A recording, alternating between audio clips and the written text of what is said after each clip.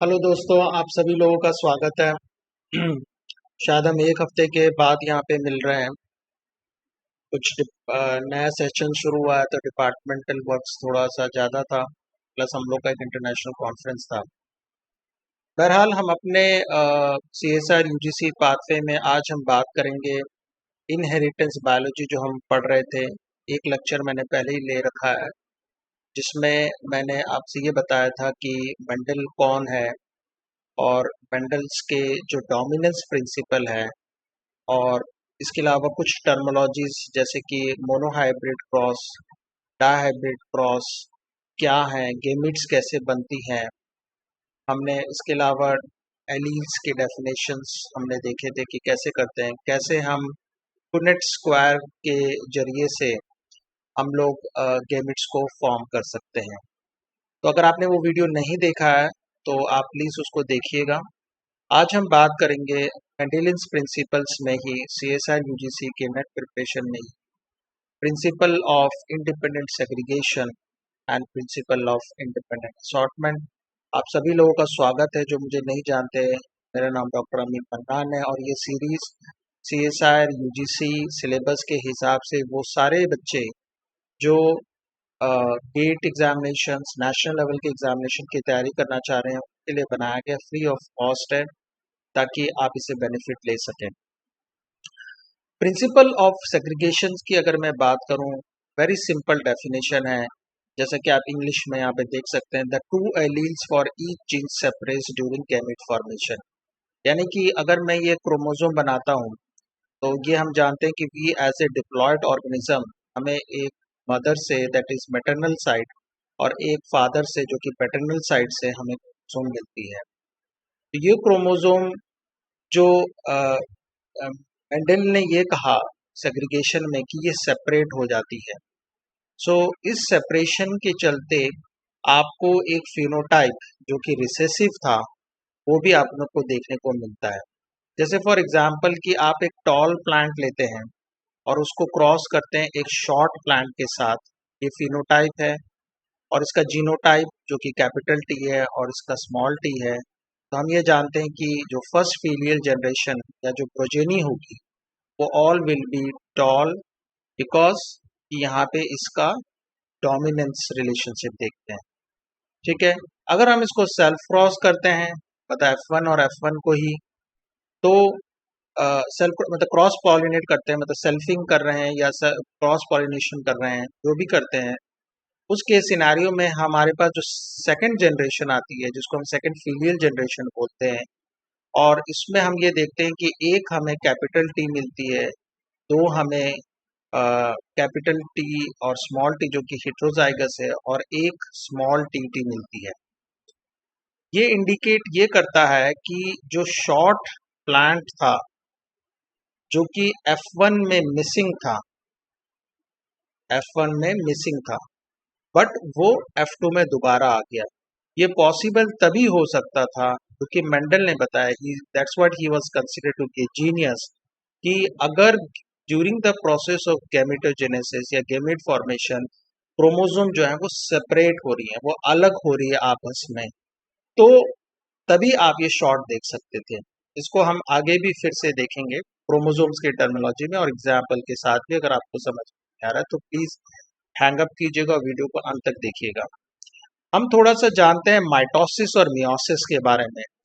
हालांकि high school में भी पढ़ाया जाता है, आपको क्लियर होगा कॉन्सेप्ट, बट जस्ट रिवीजन करने के लिए भी जरूरी है कि देखिए यहाँ पे एक डिप्लॉयड सेल था, इसमें क्रोमोसोम रेप्लिकेट हुई। तो डिप्लॉयड जैसे अगर ह्यूमन बींग्स की हम बात करें तो 2n नंबर है, 2n नंबर से 4n नंबर भी, चाहे ये माइटोसिस हो चाहे मियोसिस हो, दोनों में 4n नंबर होती है। मियोसिस में एक इवेंट होती है जो हम बाद में पढ़ेंगे, which is called as crossing over, जिससे कि जो जेनेटिक इंफॉर्मेशन है वो आपस में रिकम्बाइन होती हैं, और इस रिकॉम्बिनेशन के चलते आप ये कह सकते हैं कि पॉपुलेशन में डाइवर्सिफिकेशन होता है, मतलब डाइवर्जेंस रहता है। क्योंकि हम एग्जैक्ट अपने मम्मी के अपने पापा के कोई ब्लेंडेड नहीं है, कोई हम उन लोग का दोनों का मिश्रण से नहीं बने हैं, ये हम बाद में देखेंगे। बट अल्टीमेटली उसके बाद आपका फर्स्ट मियोटिक डिवीजन होता है। तो यानी कि अगर हम इस क्रोमोसोम की बात करें, जैसे ये डिप्लॉयड है, एक क्रोमोसोम कर रहे हैं, हालांकि ह्यूमंस में हम जानते हैं कि 46 क्रोमोसोम या 23 पेयर होते हैं। तो पहले ये ड्यूरिंग द सेल साइकिल जो है वो डुप्लीकेट होता है। तो इस तरीके से आपके क्रोमैटिड बनते हैं, जो मैं यहाँ दिखा रहा हूँ। जो मियोसिस वन में अगर हम बात करें, ठीक है, तो इसमें क्या होता है कि होमोलोगस क्रोमोसोम, क्योंकि होमोलोगस क्रोमोसोम है, ये सेपरेट हो जाती है, ठीक है। तो अगर ये सेपरेट होके एक दो टाइप की सेल बन जाएंगी इस तरीके से, यहाँ पे ये क्रोमोसोम आ गई, दूसरी यहाँ पे एक और क्रोमोसोम इस तरीके से आ गई, जो कि हम कह सकते हैं कि मान लीजिए ये यहाँ आ गई और एक यहाँ आ गई। अब जो मियोसिस टू प्रोसेस होता है, उसमें आपके सिस्टर क्रोमैटिड्स जो हैं, ये एक सिस्टर क्रोमैटिड्स हैं और ये नॉन सिस्टर क्रोमैटिड्स है। अगर मैं 1 2 बोलूँ तो सिस्टर है, 3 और 4 अगर करूँ तो 3 4 सिस्टर क्रोमैटिड्स है, बट 2 और 3 जो है नॉन सिस्टर क्रोमैटिड्स हैं। तो मियोसिस टू में क्या होता है कि जो सिस्टर क्रोमैटिड्स है वो सेपरेट होती है, यानी कि मेरे पास या आपके पास जो भी इसको कर रहा है, इस तरीके से हमारे 4 गैमेट्स बनते हैं। तो ये वाला पोर्शन यहाँ पे गया, तो यहाँ पे आपका एक ये आ गया जो कि n नंबर होगा, दूसरा वाला यहाँ पे आया जो कि n नंबर होगा, और ये जैसे मैंने 1 2 3 4 अगर मैं जैसे सेम नॉमेनक्लेचर में जाऊँ तो ये 1 हो गया, ये 2 हो गया, इसी तरीके से आपके पास यहाँ पे 3 आएगा और यहाँ पे 4 आएगा, ठीक है। तो ये जो प्रोसेस है जो कि इस डायग्राम में भी दिखाया है, बस ये कि इसमें रिकॉम्बिनेशन इवेंट हुई है, वो चीज दिखाई गई है, ठीक है। और अगर हम इसी चीज को माइटोसिस में देखें तो माइटोसिस में सिंपल कुछ नहीं होता है। जैसे मैं लेट मी रब करता हूँ, यहाँ पे इस चीज को मैं रब कर दे रहा हूँ, सेम डायग्राम से मैं आपको समझाना चाह रहा हूँ।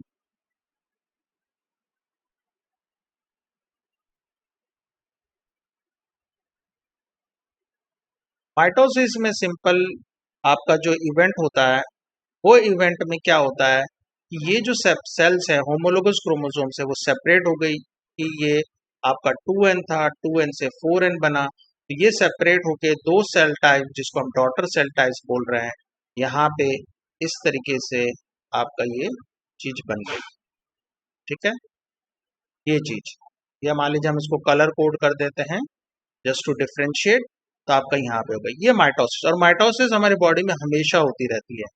जैसे एपिथेलियम सेल्स में हर दूसरे चौथे दिन सेल डिवीजन होता है, स्किन में हर हफ्ते के आसपास होता है, ब्लड सेल्स भी हर हफ्ते बनाई जाती है नई तरीके से।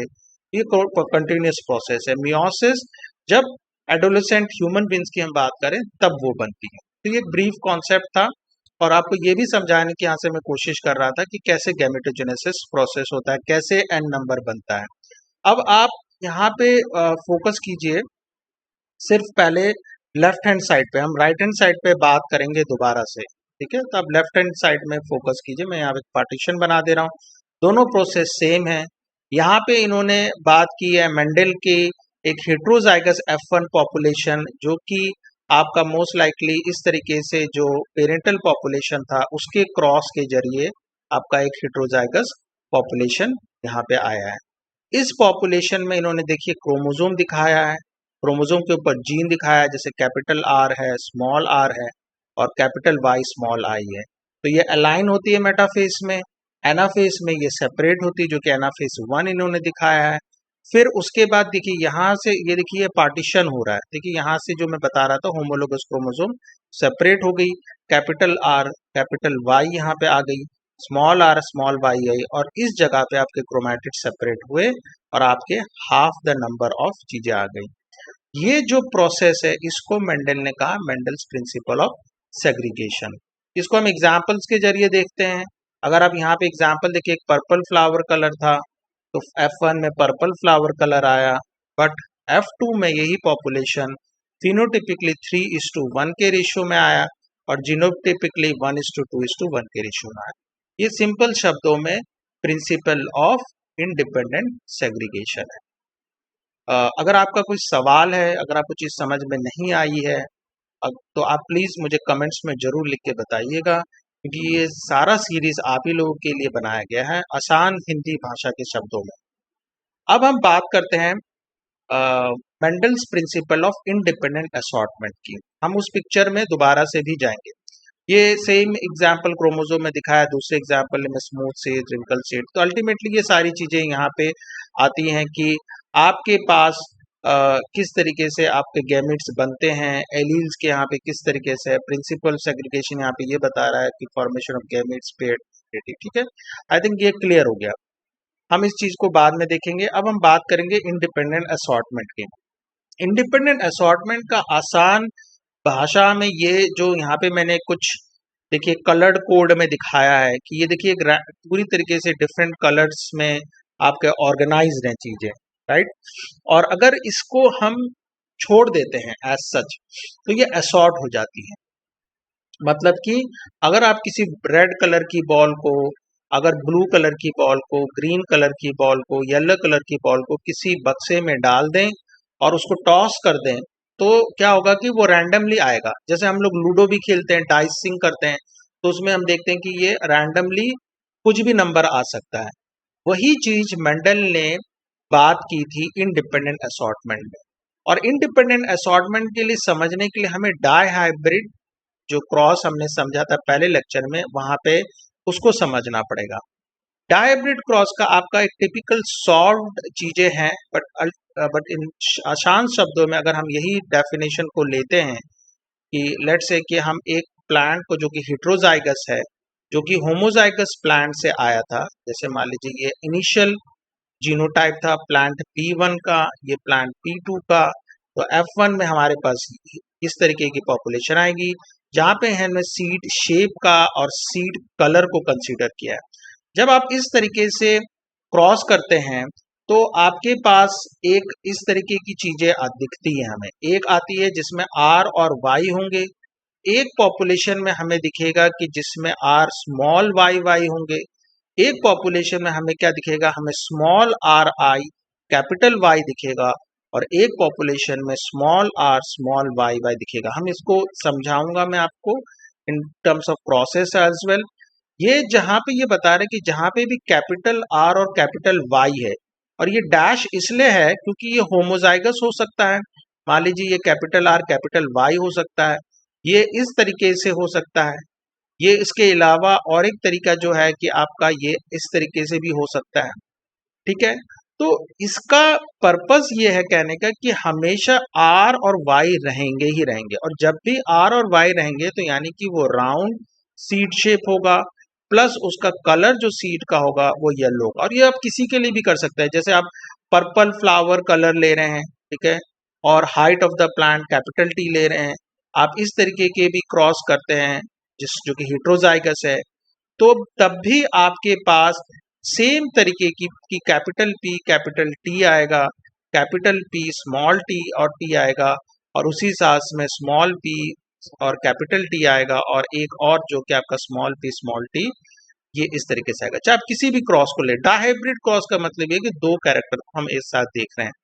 और हम ये देखते हैं कि इन सब पॉपुलेशन में एक ऐसा पॉपुलेशन जो कि आप यहाँ पे फोकस कीजिए, जो कि मैं सर्कल कर रहा हूँ, देखिए राउंड और ग्रीन, ये राउंड और ग्रीन है, और ये जो है क्योंकि स्मॉल r है तो ये रिंकल होगा, ठीक है, और कैपिटल Y के प्रेजेंस से ये येलो हो जाएगा, और ये जो चीज है ये ग्रीन मतलब रिंकल और ग्रीन रहेगा,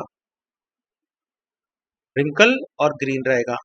तो यहाँ पे हम ये देखते हैं कि ना तो पेरेंटल पॉपुलेशन में जो कि राउंड और येलो था, पेरेंटल पॉपुलेशन जो कि रिंकल और ग्रीन थी, दूसरा F1 पॉपुलेशन में राउंड और येलो था, राउंड और येलो तो यहाँ आ गया, रिंकल और ग्रीन भी आ गया, बट एक नई तरीके की पॉपुलेशन यहाँ पे आ गई जो कि राउंड और ग्रीन था और रिंकल और येलो था, जो कि मौजूद नहीं थी, यानी कि पेरेंट्स में मौजूद नहीं थी, ग्रैंड पेरेंट्स में वो चीज मौजूद नहीं थी। इस तरीके का कैरेक्टर आया। ये क्यों होता है? ये बेसिकली दो इवेंट से होता है, जो कि मेंडल ने बताया, दैट इज असॉर्टमेंट के थ्रू, ठीक है, during the process of gametogenesis. और दूसरी चीज जो ये आती है वो आती है क्रॉसिंग ओवर के चलते, ठीक है। इन दो चीजों से, क्रॉसिंग ओवर और असॉर्टमेंट के चलते ये चीज आती है। जब हम लिंकेज के बारे में बात करेंगे तब मैं आपको दोनों चीजों को एक संदर्भ में बताऊंगा, लेकिन अभी फिलहाल के लिए आप इसको इस तरीके से समझिए कि असॉर्टमेंट इसलिए होती है क्योंकि गैमीट्स का जो एसोसिएशन है ड्यूरिंग द प्रोसेस वो रैंडम इवेंट है। वो कैसे है, अब हम इसको वापस मैं आपको उस पिक्चर में ले जाता हूं जो हम पहले देख रहे थे। अब आप यहाँ पे फोकस कीजिए राइट हैंड साइड पे, ठीक है, लेफ्ट हैंड साइड पे नहीं, और या दोनों को कंपैरिजन करके देखते हैं। जैसे ये सेम था, राउंड येलो थी, यहाँ पे आप देख सकते हैं कि जो क्रोमोसोम्स थे, जैसे यहाँ पे कैपिटल आर और स्मॉल आर है, लेकिन हम इस ओरिएंटेशन को कलर कोड से भी देख सकते हैं, और सिंपलिसिटी सेक के लिए यहाँ पे सिंपल बताया गया कि वाई और वाई एक ही जैसे दिखाए गए। बट इसको अगर आप कंपेयर करते हैं इस चीज से, ठीक है, मैं 1 मिनट के लिए पहले सारी चीजों को रिमूव कर देता हूं, अब बताता हूं। देखिए इस इधर देखिएगा जहां पे मैं सर्कल कर रहा हूं, यहां देखिएगा, ये देखिए यहाँ पे ओरिएंटेशन चेंज हो गया है, कलर कोड भी चेंज हो गया है, होमोलोगस क्रोमोसोम ही है। अगर ऐसी चीज होती तो इस जगह पे ये सेपरेट होगा, जैसे यहाँ पे ये सेपरेट हो रहा है तो ये यहाँ पे भी सेपरेट हो रहा है। लेकिन अब जो सेल टाइप जाएगी, यहाँ पे स्मॉल आर आया, इस जगह पे कैपिटल आर आया, ठीक है, और इसके चलते आपकी जो गैमीट्स जो बन रही है वो स्मॉल वाई और कैपिटल आर बनी, बट यहाँ पे कैपिटल वाई और स्मॉल आर बनी। तो जब भी आप कोई भी डाई हाइब्रिड क्रॉस लेते हैं तो आपके पास इस तरीके की गैमीट्स बनती है, यानी कि capital Y, capital R small R और कैपिटल वाई, और स्मॉल आर और स्मॉल वाई। अगर आपको दिक्कत हो रही है समझने में, अगर आप खुद से करेंगे तो आपको ये चीज ज्यादा अच्छे से समझ में आएगी। बट नट शेल में मेंडल ये कहना चाह रहा था, क्योंकि जब उसने दो कैरेक्टर्स को एक साथ स्टडी किया तो उसको एक ऐसी फिनोटाइप मिली जो कि पेरेंटल पॉपुलेशन में नहीं थी, और उसका एक्सप्लेनेशन मेंडल ने इस तरीके से दिया कि, और वही बाद में प्रिंसिपल ऑफ इंडिपेंडेंट असॉर्टमेंट या लॉ ऑफ इंडिपेंडेंट असॉर्टमेंट बनी, कि एलील्स ऑफ द जीन्स और नॉन होमोलोगस क्रोमोसोम, ये नॉन होमोलोगस क्रोमोसोम इसलिए क्योंकि डिफरेंट है, ठीक है, assort independently during gamete formation, यानी कि जो ओरिएंटेशन है ये रैंडम इवेंट है। जो हम डाइस फेंक रहे, कभी छक्का आ रहा है, कभी तिक्का आ रहा है, कभी दुक्का आ रहा है, तो वो अपने आप आ रही है। Ball green red green blue डाला, जब हमने उस बॉल को निकालने की कोशिश की, जैसे मान लीजिए आपका एक डब्बा था, इस डब्बे में यहाँ से मान लीजिए आउटलेट है आपका, आपका यहाँ पे इनलेट है, यहाँ पे red blue green yellow ball डाल दिया। जब आपने इसको टॉस किया, इसको इस तरीके से, ठीक है, टॉस करने के बाद आपको निकाला, तो कभी ये रेड आ सकता है, कभी ब्लू आ सकता है। यही चीज मेंडल बताने की कोशिश कर रहा है कि क्यों, बेस्ड ऑन फिनोटाइप, और ये एप्लीकेबल भी है, इसीलिए मेंडल को फादर ऑफ जेनेटिक्स कहा जाता है, क्योंकि इन्होंने ये चीज अहेड ऑफ द टाइम बताई थी, ठीक है। तो अगर हम इस चीज को देखिए, यहाँ पे इसको डायग्रामेटिकली दिखाया गया है कि जैसे आपका येलो एक, बट ये जो पॉपुलेशन है, यहाँ पे ध्यान दीजिएगा, इस पर्टिकुलर एग्जाम्पल में इन्होंने एक दोनों वाई कैपिटल आर नहीं लिया, ये एक रिसेसिव पेरेंट लिया है जो कि रिंकल और ग्रीन है, और एक दिखाया राउंड और इन्होंने दिखाया येलो, ठीक है, सॉरी, यहाँ पे इन्होंने दिखाया यस राउंड दिखाने की कोशिश की है, और यहाँ पे इन्होंने दिखाने की कोशिश की है, तो यहाँ पे जरूर, यहाँ पे कैपिटल आर होने चाहिए, यस, इन्होंने थोड़ी सी यहाँ पे गलती कर दी है, बट एनीवे बाकी सब चीजें सही है। तो कैपिटल वाई कैपिटल आर है, तो देखिए F1 में यहाँ पे ये आई F1, इस तरीके की आपकी गैमीट्स बनाए, जो कि मैं आपको बता रहा था। और ये जो गैमीट्स जो बनती हैं, जो कि सेग्रीगेशन क्या कहता है, सेग्रीगेशन आपका ये कहता है कि जो गैमीट्स बनने की जो प्रक्रिया है वो इक्वल है, कोई भेदभाव नहीं है। तो अगर हम दो कैरेक्टर्स को एज स्टडी करेंगे तो इसकी प्रोपेंसिटी भी 25% होगी, क्योंकि हम 4 की बात कर रहे हैं। अगर हम 2 की बात करेंगे तो 50% की बात करेंगे, तो यहाँ पे 25% आ गया, यहाँ पे 25%, तो सबकी बनने की प्रक्रिया 25% है, सब समान है यहाँ पे। और जब आप इस तरीके से क्रॉस करते हैं तो आपको इस तरीके का एक ग्रीन और राउंड फिनोटाइप मिलता है, और आपको येलो और रिंकल फिनोटाइप मिलता है, जो कि कभी नहीं पाया गया था। और फिनोटिपिकली इस 16 जो आपको कॉम्बिनेशंस यहाँ दिख रहे हैं, 9 जो होंगी वो होंगी आपकी यहाँ पे राउंड और येलो, जो मैं आपको पहले बता रहा था। 3 होंगी अगर राउंड और ग्रीन, और 3 फिनोटिपिकली ऐसे होंगे जो कि रिंकल होंगे, और वो आएंगे आपके येलो, और एक जो होगा वो राउंड और रिंकल। अब ये भी ध्यान दीजिएगा क्योंकि ये होमोजाइगस है, और क्योंकि अगर कैपिटल आर कहीं से भी आ जाएगा तो वो राउंड बना देगा क्योंकि वो डोमिनेंट है। यहाँ पे कहीं से भी कैपिटल वाई आ जाएगा तो वो इसको जो है येलो बना देगा। ये आती है मेंडल्स की डाई हाइब्रिड रेशियो और प्रिंसिपल ऑफ इंडिपेंडेंट असॉर्टमेंट।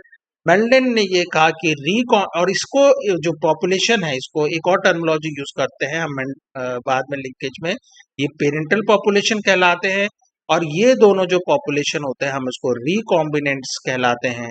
इसको हम क्रॉसिंग ओवर के साथ भी समझेंगे कि मैंने पहले भी बताया कि ये आती है आपकी या तो लिंकेज के ये आती है आपकी असॉर्टमेंट के साथ, या आपकी ये आती है क्रॉसिंग ओवर इवेंट के साथ।